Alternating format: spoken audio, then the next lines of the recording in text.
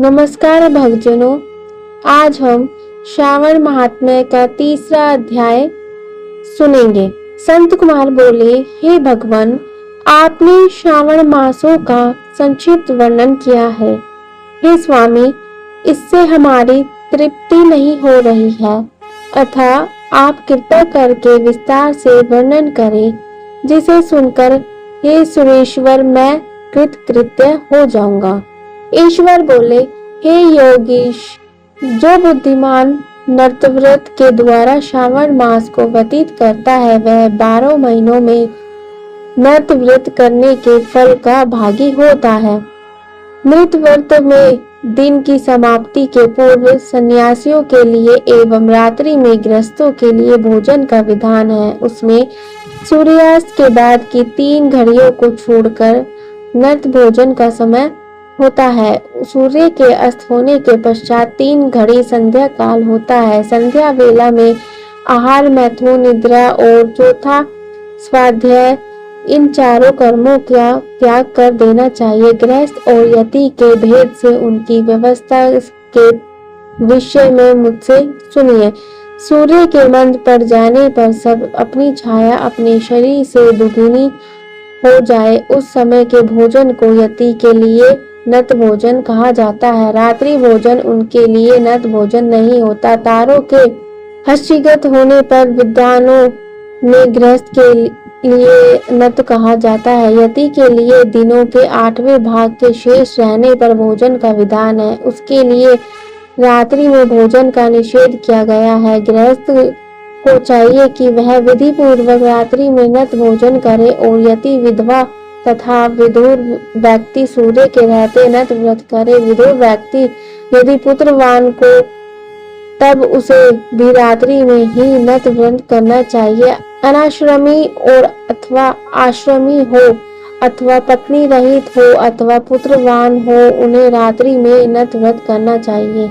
इस प्रकार बुद्धिमान मनुष्य को अपने अधिकार के अनुसार नत व्रत करना चाहिए। इस मास में नत व्रत करने वाला व्यक्ति परम गति प्राप्त करता है। मैं प्रातः काल स्नान करूंगा, ब्रह्मचार्य व्रत का पालन करूंगा, नत भोजन करूंगा, पृथ्वी पर सोऊंगा और प्राणियों पर दया करूंगा। हे देव, इस व्रत को प्रारंभ करने पर यदि मैं मर जाऊं तो हे जगपते, आपकी कृपा से मेरा व्रत पूर्ण हो। ऐसा संकल्प करके बुद्धिमान व्यक्ति को श्रावण मास में प्रतिदिन नत व्रत करना चाहिए। इस प्रकार नत व्रत करने वाला मुझे अत्यंत प्रिय होता है। ब्राह्मण के द्वारा अथवा स्वयं ही अतिरुद्र, महारुद्र अथवा रुद्र मंत्र से महीने पर प्रतिदिन अभिषेक करना चाहिए।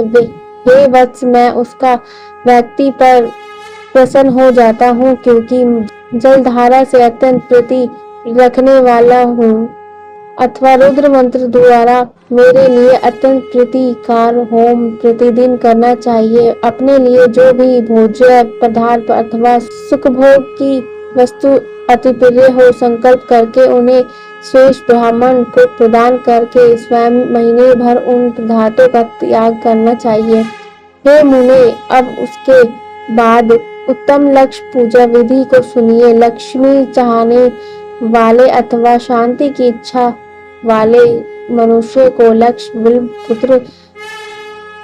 पत्रों या लक्ष्य दुर्बल दिलों से शिव की पूजा करनी चाहिए। आयु की कामना करने वालों को चंपा के लक्ष्य पुष्पों तथा विद्या चाहने वाले व्यक्तियों को मल्लिका या चमेली के लक्ष्य पुष्प से श्री हरि की पूजा करनी चाहिए। तथा शिव विष्णु की प्रसन्नता तुलसी को दलों से सिद्ध होती है। पुत्र की कामना करने वाले को कटेरी के दलों से शिव तथा विष्णु का पूजन करना चाहिए। बुरे स्वप्न की शांति के लिए ध्यान से पूजन करना प्रशंसित होता है।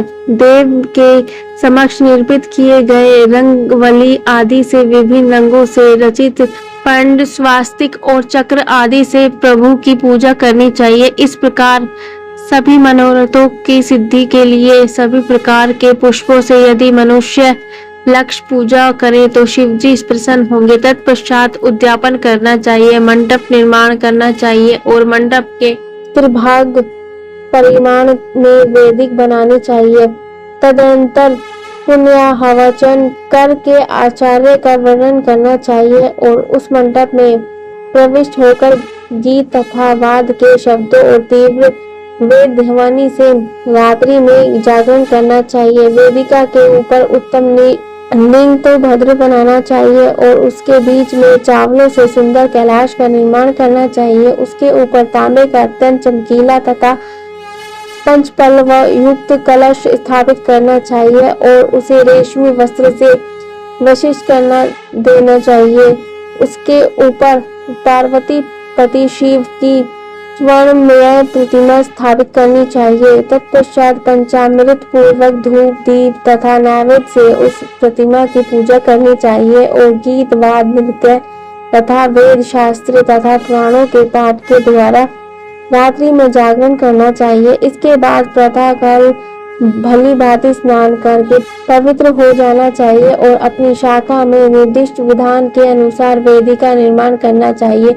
तत्पश्चात मूल मंत्र से या गायत्री मंत्र से या शिव के सहस्त्र नामों के द्वारा तिल का तथा घृत मिश्रित खीर से होम करना चाहिए अथवा जिस मंत्र से पूजा की गई है उसी से होम करके पुनः आहुति डालनी चाहिए। इसके बाद वस्त्र अलंकार तथा भूषणों से भली भांति आचार्य का पूजन करना चाहिए। तत्पश्चात अन्य ब्राह्मणों का पूजन करना चाहिए और उन्हें दक्षिणा देनी चाहिए। जिस जिस वस्तु से उमापति शिव की लक्ष्य पूजा की हो उसका दान करना चाहिए। स्वर्णमयी मूर्ति बनाकर शिव की पूजा करनी चाहिए। यदि दीप कर्म किया हो तो उस दीपक का दान करना चाहिए। चांदी का दीपक और स्वर्ण की वर्तिका अर्थात बत्ती बनाकर उसे गोघृत से भरकर सभी कामनाओं और अर्थ की सिद्धि के लिए उसका दान करना चाहिए। इसके बाद प्रभु से क्षमा प्रार्थना करनी चाहिए और अंत में 100 ब्राह्मण को भोजन कराना चाहिए। हे मुने, जो व्यक्ति इस प्रकार पूजा करता है उस पर प्रसन्न होता हो, उसमें भी जो श्रावण मास में पूजा करता है उसका अंत फल मिलता है। यदि अपने लिए अत्यंत प्रिय कोई वस्तु मुझे अर्पण करने के विचार से इस मास में कोई त्यागता है तो अब उसका फल सुनिए। इस लोक में तथा परलोक में उसकी प्राप्ति लाख गुना अधिक होती है। सकाम करने से अभिलाषित सिद्धि होती है और निष्काम करने से परम गति मिलती है। इस मास में रुद्राभिषेक करने वाला मनुष्य उसके पाठ की अक्षर संख्या से एक एक अक्षर के करोड़ों करोड़ों वर्षों तक रुद्रालोक में प्रतिष्ठा प्राप्त करता है। पंचामृत का अभिषेक करने से मनुष्य अमृता प्राप्त करता है। इस मास में जो मनुष्य भूमि पर शयन करता है इसका फल भी मुझसे सुनिए। हे द्विज शेष, वह मनुष्य 9 प्रकार के रत्नों से जड़ी हुई सुंदर वस्त्र से आच्छादित बिछे हुए कोमल गद्दे से सुशोभित देश तकियों से युक्त रत्न स्त्रियों से विभूषित रत्ना निर्मित दीपों से मंडित तथा अत्यंत मृदु और गरुणाकार प्रवाल मणि निर्मित अथवा हाथी दांत की बनी हुई अथवा चंदन की बनी हुई उत्तम तथा शुभ शक्तियां प्राप्त करता है। इस मास में ब्रह्मचर्य का पालन करने से वीर्य की हड पुष्टि होती है, ओज बल शरीर की हरता और जो भी धर्म के विषय में उपकारक होते हैं वह सब उसे प्राप्त हो जाता है। निष्काम ब्रह्मचर्य व्रती को साक्षात ब्रह्म प्राप्ति होती है और सकाम को स्वर्ग तथा सुंदर देवगणों की प्राप्ति होती है। इस मास में दिन रात अथवा केवल दिन में अथवा भोजन में समय मौन व्रत धारण करने वाला भी महान भक्ति हो जाता है। व्रत के अंत में घंटा और पुस्तक का दान करना चाहिए। मौन व्रत के महात्म्य से मनुष्य सभी शास्त्रों में कुशल तथा वेदांत में पारंगत हो जाता है तथा बुद्धि में बृहस्पति के समान हो जाता है। मौन धारण करने का किसी से कलह नहीं होता, अतः मौन व्रत अत्यंत उत्कृष्ट है। भक्तजनों, शिव भक्तजनों, अब तीसरा अध्याय संपूर्ण होता है। ओम नमः शिवाय। ओम नमः शिवाय।